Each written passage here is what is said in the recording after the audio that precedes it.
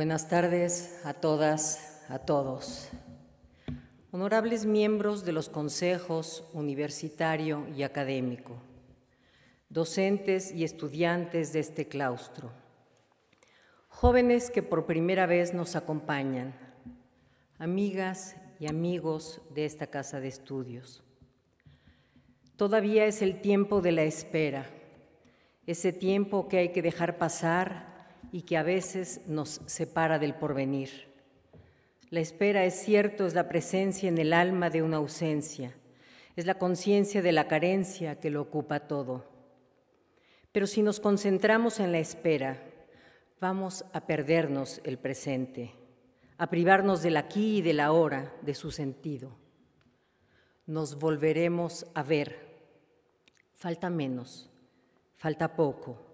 Mientras tanto, ocupémonos del cuidado y encontremos una actividad propiciatoria para evitar que esfumemos el tiempo intermedio entre el instante que vivimos y el porvenir esperado.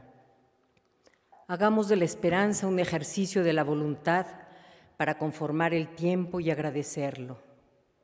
No privilegiemos solo la presencia, la mirada o la imagen, aunque pensemos que una imagen vale más que 1000 palabras.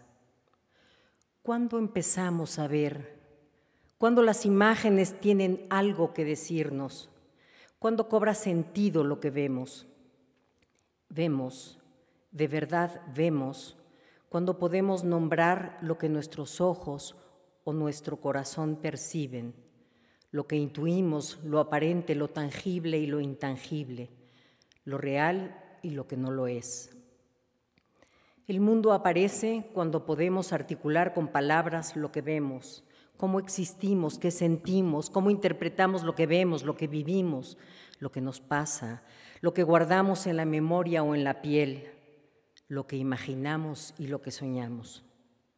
Vemos cuando decimos lo que vemos. El privilegio del habla es hacer comprensible el mundo y lo que somos, aproximación y vislumbramiento. Las palabras son la manera del tiempo y de la vida, fluyen, siempre se dicen sin acabar de decirse, a veces son también silencio.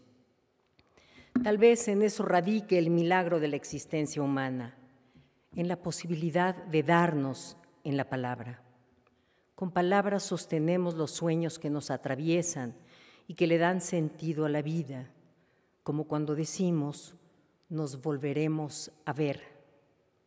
Con palabras construimos la propia existencia, con palabras dichas o calladas, con palabras huidizas, fugaces, instantáneas, construimos esta realidad indefinible, inapresable y maravillosa. Con palabras salvamos la distancia, el infinito que nos separa para confesar el milagro de la coincidencia y afirmar que volveremos a vernos. Hoy, ante esta realidad que nos impone distancia y cuidado, me valgo de la palabra para descubrirles este claustro. Con más de 1000 palabras, 3614 para ser exacta, y el privilegio de la voz, del encuentro y de la escucha, quiero recorrer el claustro con ustedes, contarles de esta casa en la que pronto nos veremos. La vida, los caminos de la vida, el azar o el destino, su libertad, su vocación o sus sueños, los acercaron a este claustro en donde espero que aprendan a salir de sí para mirarse. Aquí espero que encuentren su ser y su mirada, que aprendan a valorar la palabra y a encontrar su propia voz. Conócete a ti mismo, sugería el oráculo de Delfos a los jóvenes atenienses, y ese mismo consejo es el que hoy puedo darles. Los invito a cruzar en este claustro ese primer umbral, iniciar así esta aventura compleja e indefinida que refiere a la conciencia de sí, al sentimiento de permanencia y continuidad que nos habita, al reconocimiento de las diferencias, los deseos y las fracturas. ¿Alguna vez se han preguntado sobre los elementos causales y casuales que han hecho de ustedes ser quienes son? La carga genética, el inconsciente, la conciencia, esas dimensiones que explicamos ya sea desde lo divino o lo biológico y neuronal. La influencia del entorno familiar y social, el sistema cultural, económico en el que han crecido, el azar, los cruces y las tangencias con las y los otros, en fin, todos esos elementos que han incidido en su vida y que en última instancia refieren a la libertad. Esa sensación tal vez ilusoria que tenemos de que podemos elegir no solamente qué hacer, con quién vincularnos, qué camino recorrer, sino cómo ser. Cómo ser, cómo responder ante ese mundo, esa realidad que no depende de nosotros. De nosotros depende dar respuesta. Por eso es importante conocernos, contar con el saber que nos permita valorar lo que nos aparece para elegir aquello que nos permita vivir una vida que valga la pena ser vivida. Ojalá la sugerencia de Delfos sea la primera puerta que abran en este claustro y que esa incógnita sobre el ser que son se erija como la estrella polar de su paso por esta casa y en su vida. Primer enigma que abre el saber al tiempo, primera pregunta que interroga sobre la propia identidad, núcleo fluyente de la conciencia de sí que se sostiene en las dimensiones de la memoria y de la voluntad, de la valoración y de la elección. La segunda puerta que los invito a abrir, el segundo enigma a enfrentar, es el conocimiento de sus semejantes, de esos otros, de esas otras que son constitutivos de lo que cada uno es. Somos porque el otro es con nosotros. Nuestro ser se cumple por la presencia, por la mirada que el otro nos dirige, por la palabra que la otra nos dona. Por eso, la pregunta por el otro debe nacer de la gracia, no con la intención de dominarlo, utilizarla, no por interés, sino por amor, sin dobles intenciones, sin otro propósito que la proximidad, el cuidado y la responsabilidad que ante él o ella tenemos. Creo que solo a través de la simpatía, de la compasión, podemos aproximarnos a los demás. El amor no es una mercancía, ni algo que se cumple por contrato. No es una recompensa, tampoco un pago. No implica un borramiento de sí o del otro. El amor se cumple sin razones ni intereses. El amor se da como transitividad pura, ímpetu que nos abre al otro sin garantías y sin seguros. El amor ni siquiera implica una relación, sino un encuentro, una tangencia cuyo valor no es más que ese aventurarse inocente y gracioso al otro, a la otra, por exceso y no por carencia. El amor nos permite salir de nosotros, romper el narcisismo complaciente del yo o su misteriosa soledad y propiciar que la alteridad emerja, inauguración de un nosotros. A partir de la intuición de los demás, de ese vislumbre, de esa proximidad, es posible que podamos construir la dimensión de una comunidad, festejar la pertenencia y las coincidencias que le dan sentido a lo que somos. En la antigüedad, como muestra de amistad o de amor, las personas solían partir una tablilla en dos a fin de reconocer en el tiempo el vínculo que los unía. Ese gesto de unión, de reconocimiento de las partes, era llamado en Grecia simbolón. Tessera hospitalis la llamaban los latinos, para significar que el anfitrión y el huésped reconocían su participación en la unidad y la valoraban. La hospitalidad significa la disposición de ánimo la voluntad, el compromiso y la responsabilidad de dejar el espacio en el que uno ha sido recibido mejor, más amable, más rico que cuando lo encontramos. Estoy segura de que cada uno, cada una de ustedes sabrán honrar el sentido de la hospitalidad y dejarán esta comunidad, este nosotros que somos, esta casa, mejor de cómo la encontraron.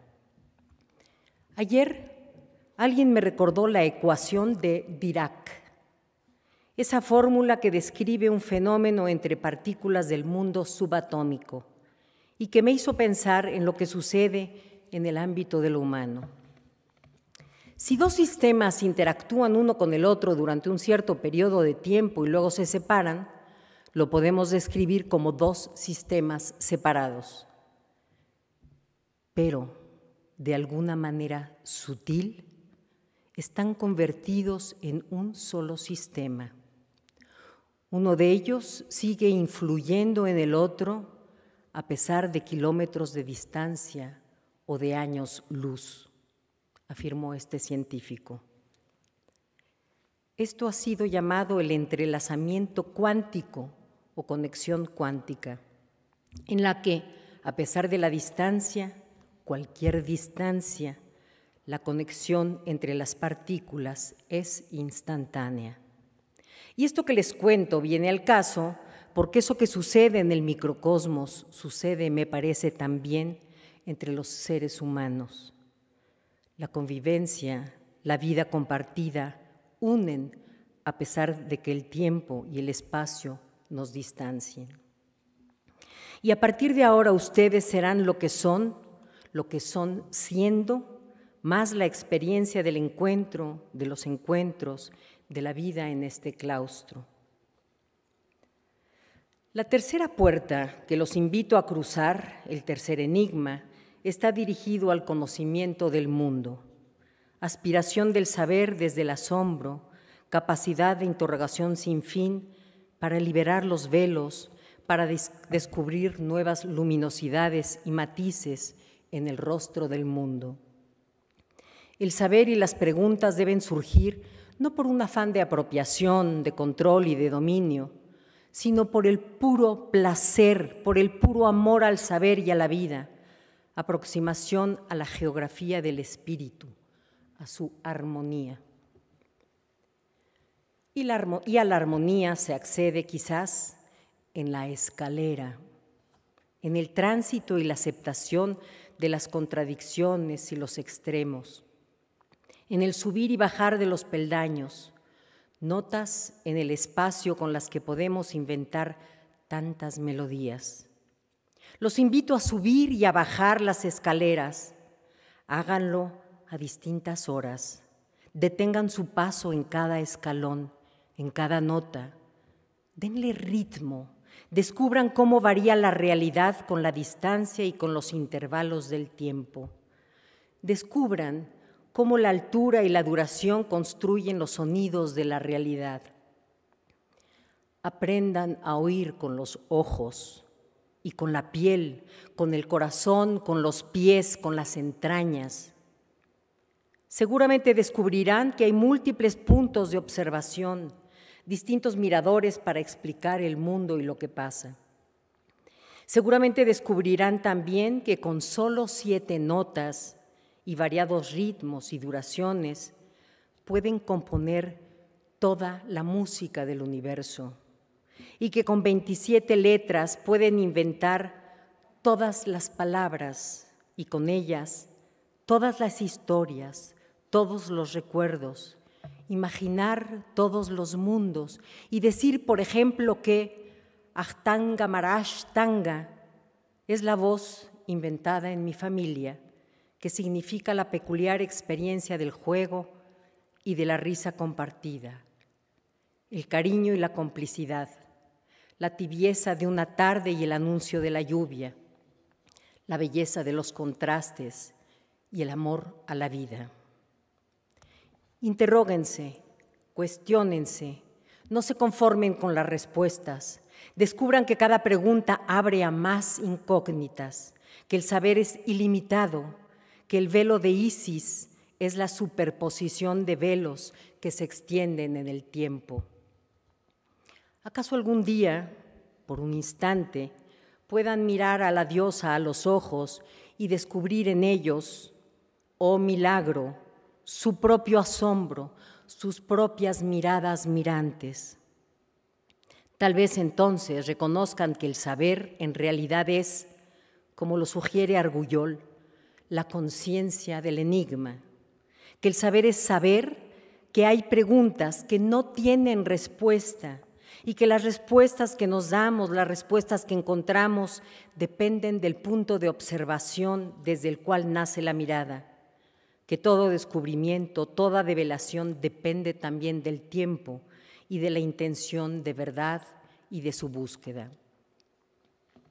Tal vez elijan como emblema de su afán, inspirados en Sor Juana, a Faetón, a Ícaro, ese héroe trágico y osado que se atrevió a volar hacia el sol y acercarse a la luz, aún sabiendo que se le derretirían las alas y aceptando que el trayecto mismo valía el sacrificio. El sentido de la vida es la vida misma, con sus riesgos y sus contradicciones, con las presencias y las ausencias, con los amores y las indiferencias, con los encuentros y las incomprensiones, con la luz y las tinieblas. El afán de la vida es la vida, y en eso reside su belleza y en su límite su tragedia. Hace muchos años, casi tantos como los que yo llevo en este claustro, fue lanzada al espacio la nave Voyager.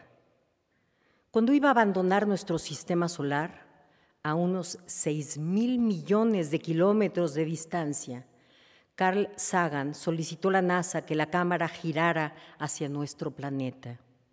Así, el 14 de febrero de 1990, la sonda sacó la última imagen de la Tierra. Un pálido punto azul, la nombró ese astrónomo, astrofísico y divulgador de la ciencia, quien mirando esa mota de polvo casi imperceptible, iluminada por la luz del sol, escribió: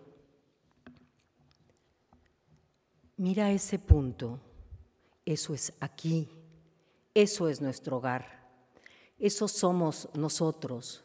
En él, todos los seres que amas, todos los que conoces, todos aquellos de los que alguna vez escuchaste, cada ser humano que ha existido, ha vivido aquí su vida.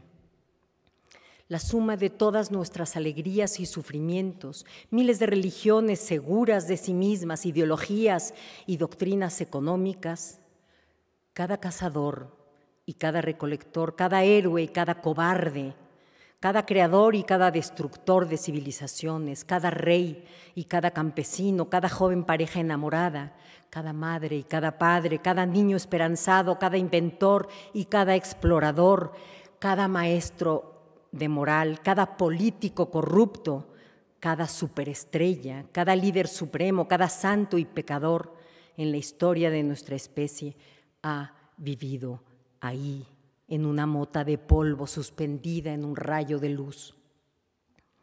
La Tierra es un escenario muy pequeño en la vasta arena cósmica. Piensa en los ríos de sangre vertida por todos esos generales y emperadores que en su gloria y triunfo se convirtieron en amos momentáneos de una fracción de un punto.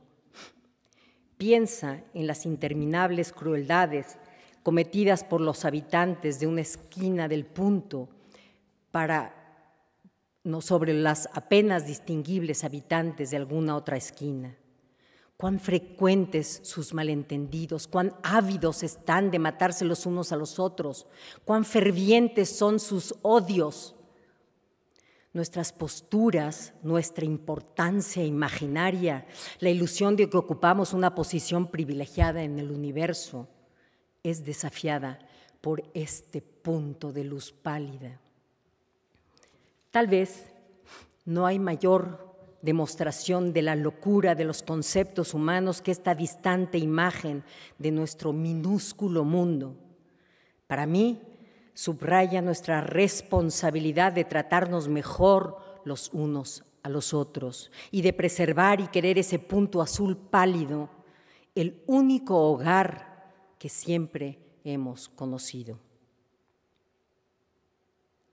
Comparto esta historia con ustedes, esta reflexión, porque quiero pensar que en este claustro sabrán tomar distancia, aprenderán a poner la vida, sus experiencias, sus afanes y preocupaciones, lo que importa, lo que les importa, en perspectiva. Valorar la vida y reconocer que en última instancia es la vida lo que importa, la vida y lo que le da sentido.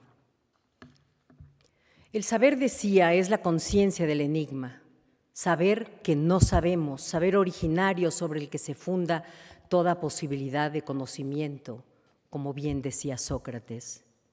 Duda que abre el camino a la verdad sin dobles intenciones, que se opone a la razón instrumental, interesada, impositiva, unívoca. La explicación de todo, ya lo irán descubriendo, depende del lugar que ocupa quien observa. Parménides y Heráclito tienen ambos razón, el logos común y estable, o el errante y vagabundo, trascendencia e inmanencia, inmutabilidad y fugacidad. Alejados de las cosas, con la distancia debida, parece que el tiempo se detiene, que nada pasa, como si el universo se congelara inmutable, indiferente. Si nos acercamos a las superficies, nos percatamos del movimiento perpetuo, del perpetuo cambio, de la dimensión de incertidumbre. En los extremos de esos miradores se juega la esencia y la existencia, ese ámbito donde habitan todas las posibilidades, todas las alternativas. La riqueza del conocimiento se da precisamente por la capacidad que tenemos de situarnos en distintas dimensiones, iluminar el mundo con preguntas, dudar y desvelar, volver a dudar, no conformarnos con la respuesta. Nunca son suficientes para entenderlo todo. La luz del saber ilumina breves, cortas dimensiones de la obscuridad. El saber no hace más que punzar nuestra curiosidad, nuestro apetito por nuevas interrogantes, como si el horizonte de las sombras y los velos fuera el que inspira de verdad nuestro afán. Las respuestas han sido insuficientes para explicar el instante preciso, el punto inicial en el que se formó la materia, el espacio y el tiempo, o lo que pasaba antes del Big Bang, o para explicar la relación entre lo infinitamente pequeño y lo infinitamente grande, la lógica de sus leyes, o para entender cómo funciona nuestro cerebro, cómo nació la conciencia o la memoria o la voluntad, o por qué recordamos y cómo construimos nuestros recuerdos, o por qué sentimos, por qué amamos a quienes amamos, por qué decidimos recorrer un camino y no otro, las posibilidades misteriosas de nuestro ser, el azar, o cómo el aleteo de una mariposa puede influir en nuestra vida, en la generación de huracanes o en el desarrollo del tiempo futuro. Si el saber es ilimitado, ilimitada debe ser también nuestra curiosidad. No pierdan nunca ese ímpetu.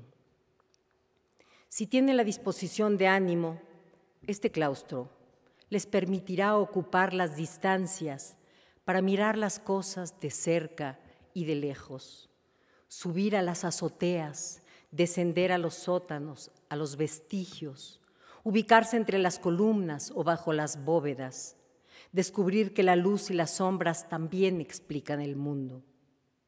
Espero que en este claustro que intento describirles sean capaces de trascender de la luminosidad unitaria, monocroma, blanca y brutal del sol cenital a los matices y variantes de los colores del amanecer y de la tarde que cae, que aprendan a encontrar la belleza de los instantes y de los fragmentos, las distintas caras de la luna, la lluvia de las estrellas.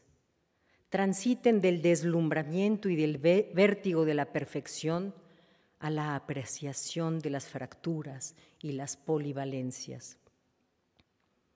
Han llegado a este claustro después del tiempo del encierro, quizás como Prometeo, para descubrir la luz, el fuego quemante de las preguntas, de las búsquedas.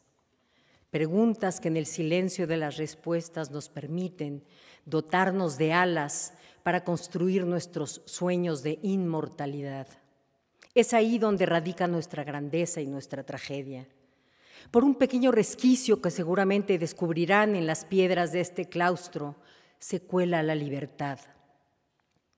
Somos libres porque podemos preguntar, porque a pesar del silencio y de las ausencias, de las dudas y las limitaciones, somos capaces de inventarnos un alma, una imagen hecha de palabras, de asombro, de placer, de curiosidad, un alma que aspira a la verdad sabiendo que en el trayecto se nos van a derretir las alas y aún en la caída y acaso por ella, celebrar que por momentos somos capaces de volar y de trazar el horizonte del vuelo. Festejar que a pesar del abismo y la intemperie somos capaces de afirmar el cosmos, de darle sentido a todo aquello con lo que nos vinculamos. Yo, nosotros, el mundo, en esta pequeña mota de luz que nos trasciende. Festejar que somos capaces de poner en juego nuestro ser, dudando y creando, imaginando y haciendo confluir el duelo y el instante, equilibrando el pensamiento y el sentimiento, transitando del grito originario, de la interjección primaria del asombro, a la armonía del cosmos y la música de las estrellas, dándole a nuestra libertad, pequeña e ilusoria, fugaz y condenada, la posibilidad de inventar tiempos nuevos, de construir, de transformar esta realidad, ser capaces de ser, de responder ante lo que nos pasa con dignidad y con grandeza. Este claustro, esta casa que a partir de hoy será su casa, es muestra de que es posible curarnos de la herida del tiempo. Cada columna, cada muro, cada viga, cada puerta, cada baldosa, la bóveda y el campanario, el coro bajo y el alto, las escaleras y las azoteas son muestra de la capacidad que tenemos de trascender. De la misma manera que trascendemos cuando danzamos y hacemos música, cuando leemos un poema o inventamos los colores en los ojos y en las miradas de los demás, cuando descubrimos la risa cantarina de la persona amada. La risa y el humor, no lo olviden, nos rescatan del caos y de nuestras limitaciones e imperfecciones. La risa nos devuelve la dignidad. Ella nos permite mirar nuestra vida a la distancia, ponerla en perspectiva. Saber que si bien en la inmensidad del cosmos no somos nada, podemos inventarnos, abrirnos a la esperanza sabiendo que somos lo único que tenemos. A partir de hoy y para siempre, los invito a transitar por este claustro.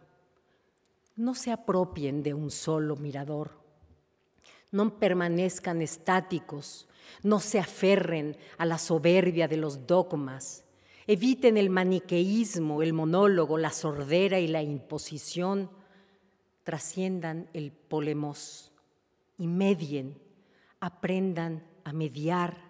Festejen los claroscuros, la polifonía, los matices, la afirmación de la vida por amor a la vida misma, fuerza vital abierta al saber. Es importante conciliar el sentido y la explicación de las miradas.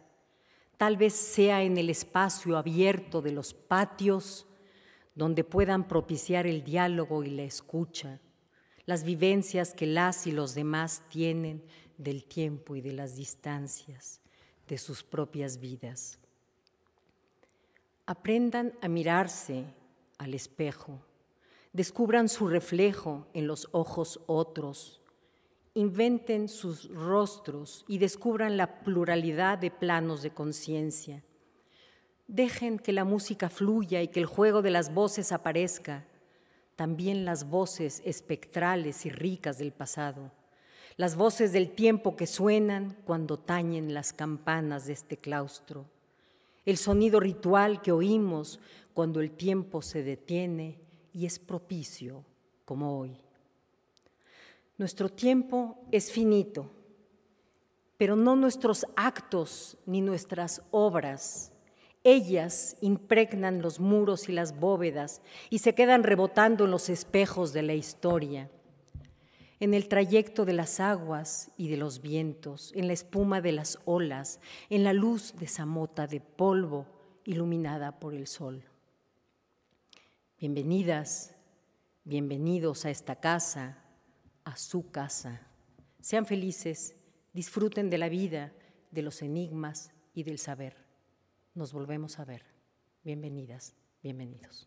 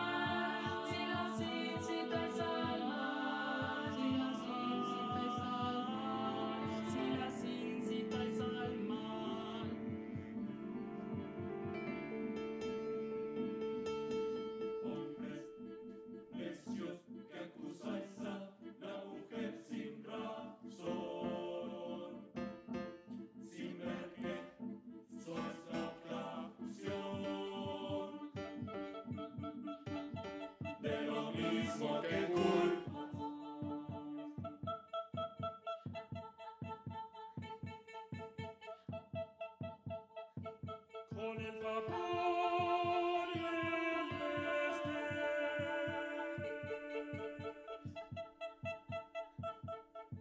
el escondicialismo,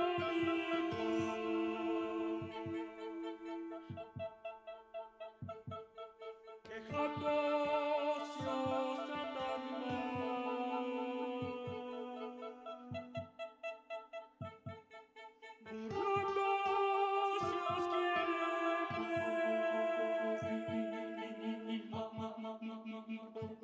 tan mal, burlándose